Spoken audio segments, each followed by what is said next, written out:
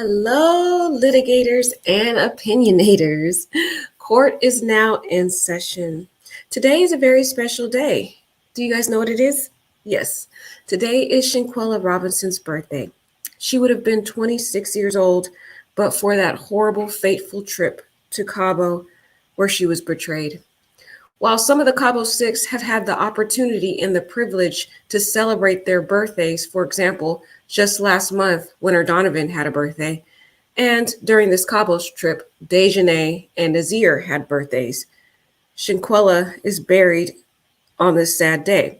So a lot of her family members and friends and the community members have gone to her gravesite to celebrate her birthday.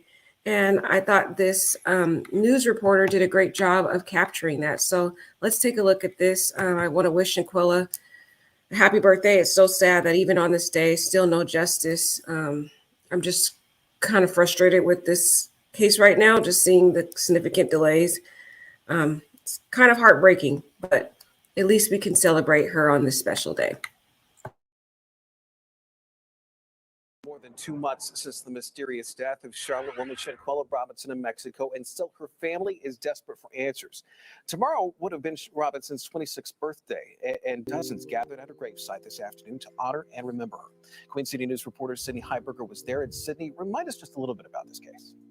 Yeah, Derek, Shanquella took a trip to Mexico with her so-called friends in late October. After just one day there, she turned up dead. Her friends initially told her family and Mexican authorities that she had died from alcohol poisoning, but her autopsy revealed a very different truth. Happy birthday to us. Happy birthday. January 9th would have been Shanquella Robinson's 26th birthday.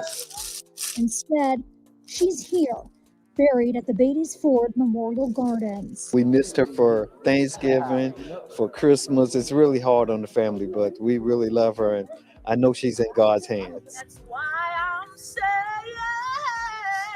Dozens of her family members, friends, and community gathered to celebrate her, still with lingering questions about what happened. Felt like Shanquella only went on a trip to have fun and to celebrate. She wasn't expecting what happened to take place. Shanquella died while on a trip to Mexico with people she called her friends. Though her friends told Mexican authorities and Shanquella's family that she had died of alcohol poisoning, her autopsy shows she actually died from a broken neck and spinal instability.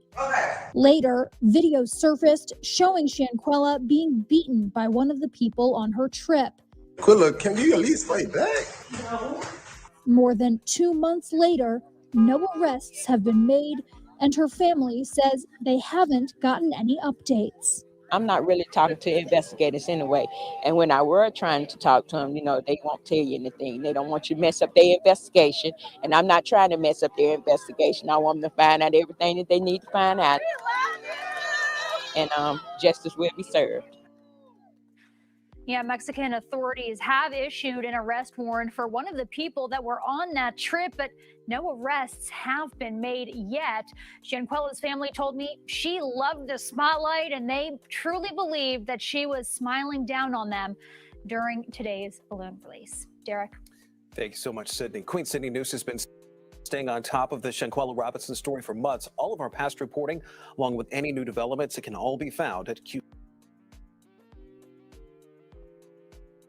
So just looking at Shanquella's mother, it seems like she's in the stage, because there's various stages of grief. And the first stage is denial, like not being in complete shock, not understanding what happened.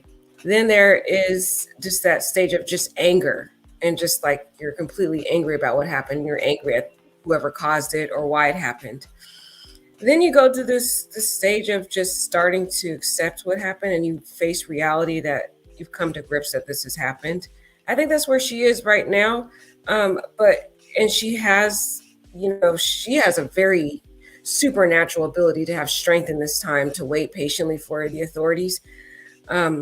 So I just extend my condolences and empathy to her, and just how she's handling this with so much strength and grace, including Shanquella's father. Oh my goodness, they have such supernatural strength. But I pray for just God's empathy for them. It's just really sad. Some people online saying horrible things about them and judging every single move they make.